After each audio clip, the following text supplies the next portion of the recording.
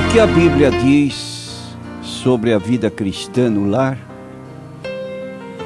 Capítulo 6 do livro de Deuteronômio, versículos 4 a 9. Ouve, Israel, o Senhor nosso Deus é o único Senhor. Amarás, pois, o Senhor teu Deus de todo o teu coração, de toda a tua alma e de todas as tuas forças. E estas palavras que hoje te ordeno estarão no teu coração, e as ensinarás a teus filhos, e delas falarás assentado em tua casa, e andando pelo caminho, e deitando-te e levantando-te. Também as atarás por sinal na tua mão, e te serão por frontais entre os teus olhos, e as escreverás nos umbrais da tua casa e nas tuas portas.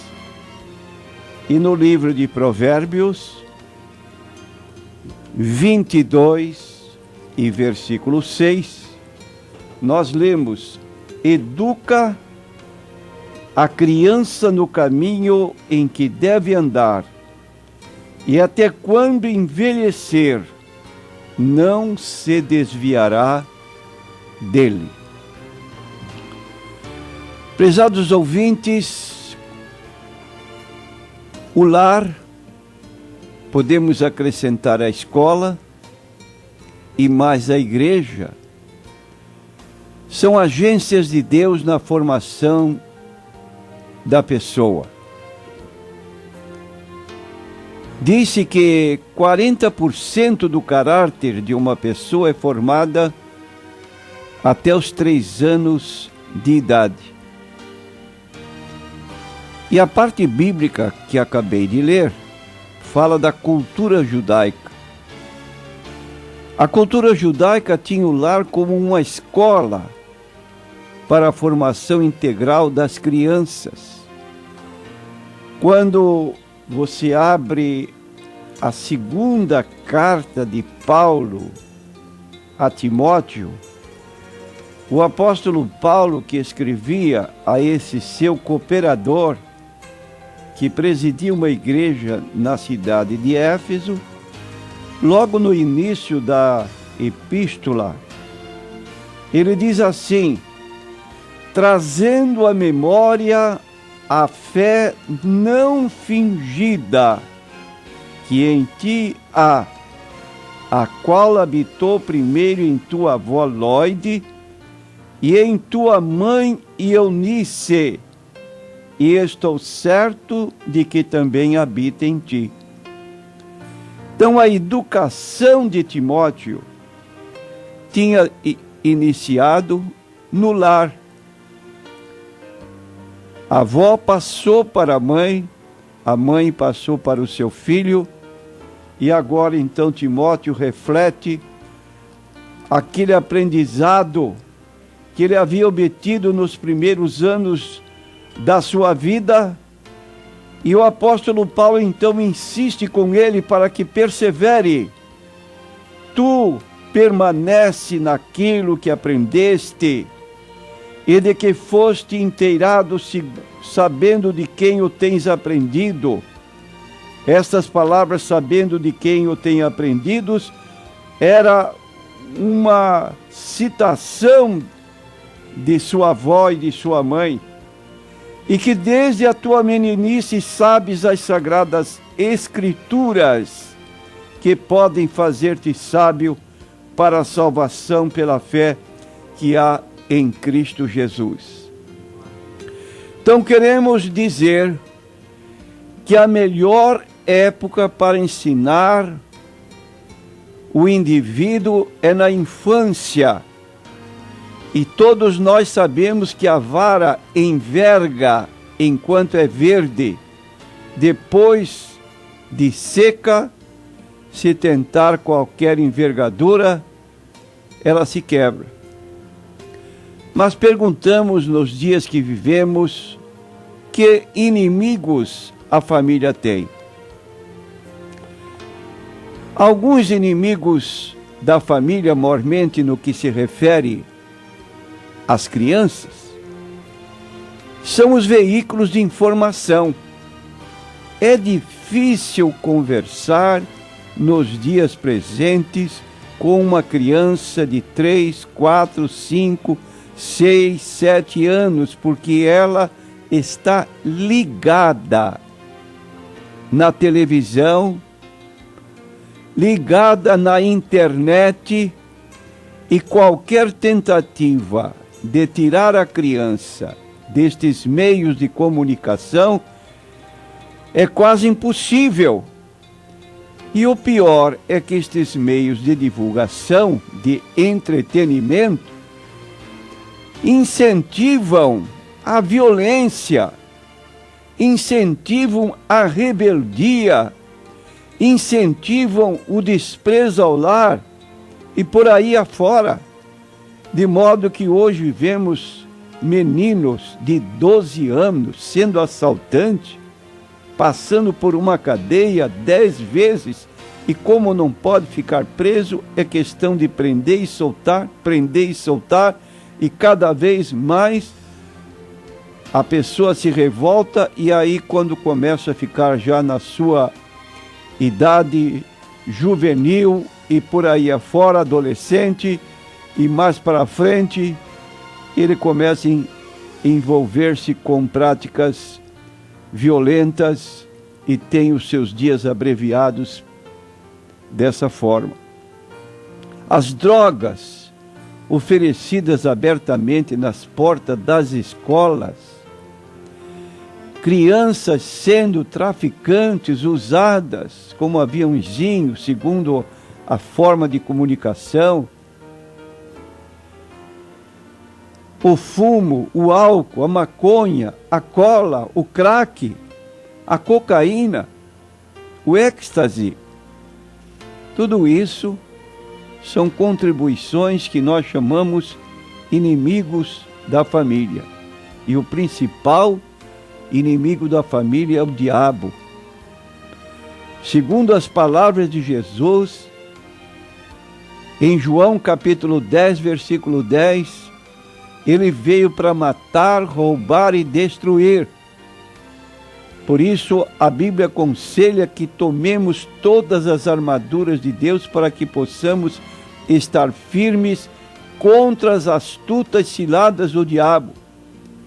E o apóstolo Paulo diz: não ignoramos os seus ardis, as suas estratégias, suas maquinações.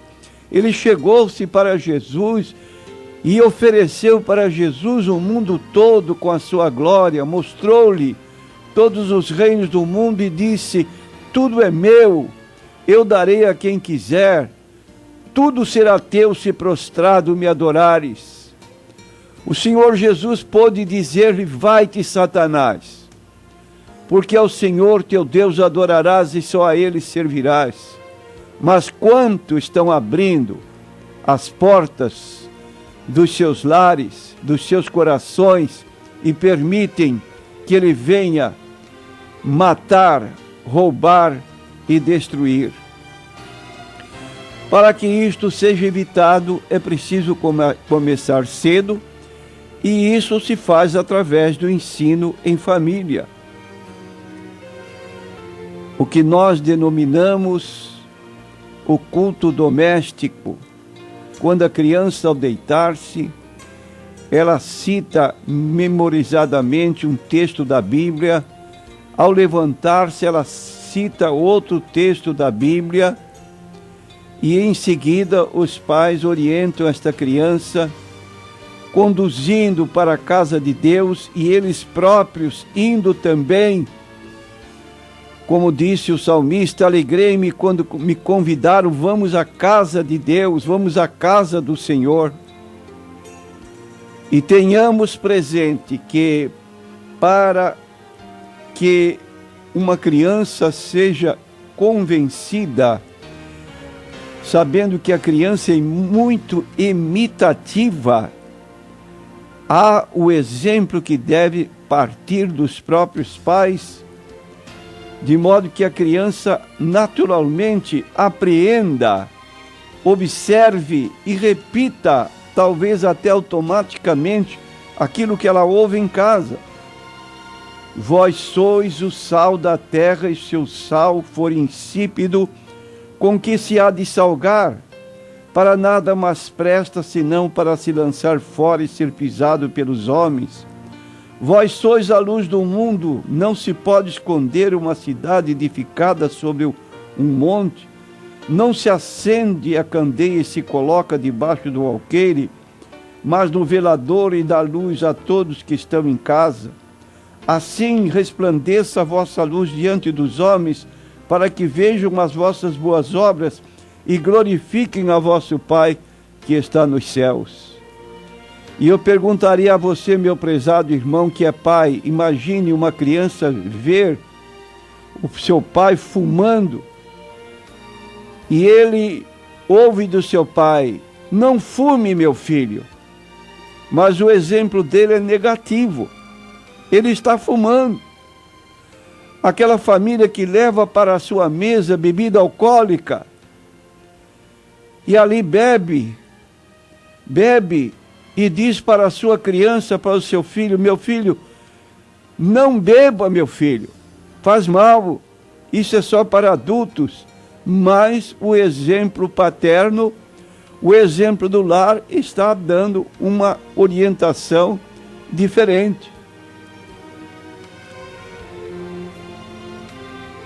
Como deve ser a nossa vida então no lar? Primeiro, vigie sobre suas palavras. O que você fala em casa? Se fala palavras obscenas, se repete dizeres que ouve na televisão, a criança automaticamente vai aprender e vai repetir, até inocentemente. No Salmo 141, versículo 3, o salmista orava dizendo: põe, ó Senhor, uma guarda à minha boca, guarda a porta dos meus lábios. Não fale mal, não critique, não fale mal daquilo que é negativo perante os filhos. Haja com cortesia, gestos delicados, atitudes positivas. Devem ser maneiras que devem ser cultivadas pelos pais. Mantenha a porta aberta ao diálogo. Exponha e respeite mutuamente os pontos de vista. Manifeste abundantemente sua apreciação. Elogie. Crie tarefas, ensine o filho a cooperar e ter responsabilidade. Ensine como se comportar na casa de pessoas estranhas, quando sai em visita com eles. E aí estão, então, alguns conselhos para que o lar de um cristão seja realmente um lar onde Deus possa morar. Quero dizer que, na verdade, ter filhos e criá-los é tarefa árdua, mas é gratificante. A criança que cuidamos hoje, não sabemos, mas amanhã pode ser uma pessoa nas mãos de Deus, quem sabe um apóstolo Paulo, quem sabe um missionário, e se não chegar a tanto, quem sabe um crente fiel, que também, tendo aprendido com os pais, constitua a sua família dentro da ordem da palavra de Deus. Que Deus possa nos abençoar. Amém.